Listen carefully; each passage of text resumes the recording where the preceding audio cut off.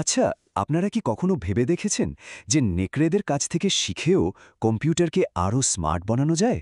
হ্যাঁ, ঠিকই শুনছেন। আজ আমরা এমনই এক মজার ব্যাপার নিয়ে কথা বলবো।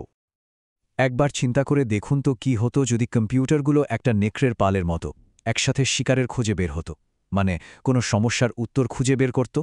এখানেই কিন্তু আসল মজাটা, প্রযুক্তির সাথে বন্যপ্রাণী জগতের একটা দারুণ মিলমিশ। চলুন এই অবাক করা দুনিয়াটা একটু ঘুরে দেখি।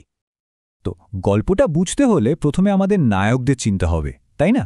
আর আমাদের আজকের নায়ক হলো একটা নেকড়ের দল। একটা নেকড়ের পাল কিন্তু আসলে একটা দারুণ টিমের মতো কাজ করে, আর কম্পিউটারও ঠিক এই আইডিয়াটাই কাজে লাগাচ্ছে। এই দলের মধ্যে সবচেয়ে গুরুত্বপূর্ণ হলো আলফা নেকড়ে। সে হলো দলের লিডার, মানে বস। সে যেদিকে যেতে বলে সবাই সেদিকেই যায়, ঠিক যেন আমাদের ক্রিকেট টিমের ক্যাপ্টেন। আলফার পরেই আসে বিটা নেকড়ে। সে হলো আলফার সেকেন্ড ইন কমান্ড, মানে সবচেয়ে কাছের বন্ধু আর উপদেষ্টা। লিডারকে সাহায্য করা, ভালো বুদ্ধি দেওয়া, এগুলোই তার কাজ।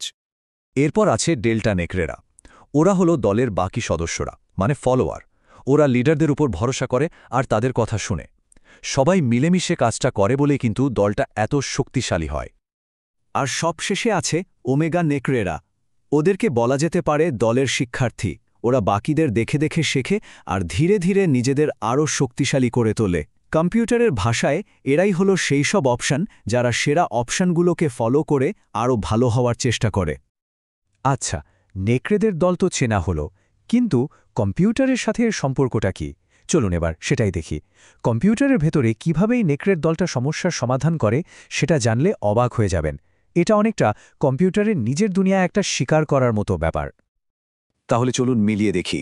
বনের বিশাল জঙ্গলটা কম্পিউটারের জন্য হলো একটা সার্চ স্পেস, মানে উত্তর খোঁজার একটা বিশাল জায়গা। আর নেকড়েদের শিকার বা খাবারটা কি? ওটা হলো কম্পিউটারের জন্য বেস্ট অ্যান্সার বা সেরা সমাধান। আর প্রত্যেকটা নেকড়ে হলো একটা করে সম্ভাব্য উত্তর। তো এই পুরো ব্যাপারটার মূল আইডিয়াটা কি? মূল আইডিয়াটা হলো টিমওয়ার্ক, মানে দল বেঁধে কাজ করা। একা একা নয়, বরং দলের সেরা শিকারীদের, মানে সেরা সমাধানগুলোর পিছু পিছু যাওয়া। সবাই মিলে একসাথে। ব্যাপারটা কিভাবে কাজ করে জানেন? খুবই সোজা। ১ নম্বরে দলের ৩ জন লিডার, আলফা, বিটা আর ডেল্টা। ওরা শিকারের সবচেয়ে ভালো পথটা খুঁজে বের করে। ২ নম্বরে বাকি যে ওমেগা নেকড়েরা আছে, ওরা ওদেরকে ফলো করতে শুরু করে, নিজেদের জায়গা বদলে ওদের দিকে এগোতে থাকে। আর ফলাফল, পুরো দলটা একসাথে শিকারের, মানে সেরা উত্তরটার খুব কাছে চলে আসে। দারুণ না?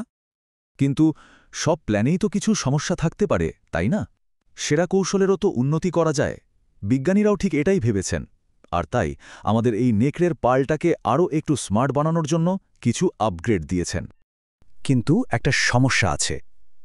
আচ্ছা ভাবুন তো, যদি লিডাররাই, মানে আলফা, বিটা আর ডেল্টা, ভুল দিকে ছুটতে শুরু করে, যদি ওরা ভুল একটা শিকারের পেছনে দৌড়ায়, তাহলে তো পুরো দলটাই ভুল পথে চলে যাবে। এটা কিন্তু একটা বিরাট সমস্যা।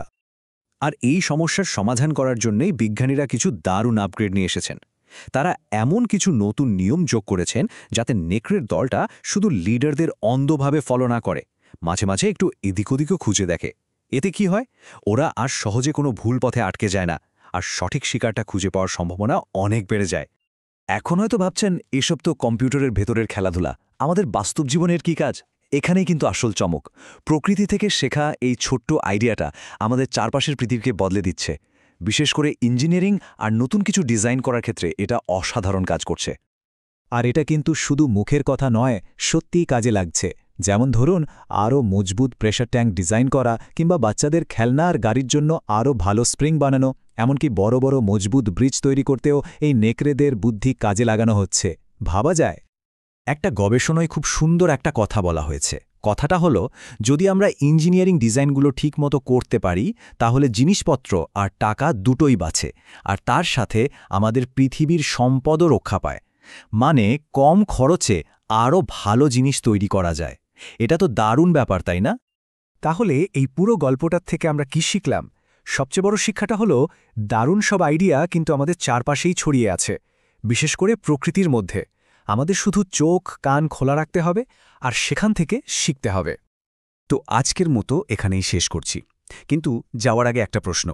নেকড়েদের কাছ থেকে তো আমরা শিখলাম, আচ্ছা, আর কোন কোন প্রাণীর কাছ থেকে কম্পিউটার শিখতে পারে বলে মনে হয়? হতে পারে পিঁপড়েদের কাছ থেকে বা হয়তো মৌমাছিদের কাছ থেকে। কি মনে হয় একটু ভেবে দেখবেন কিন্তু।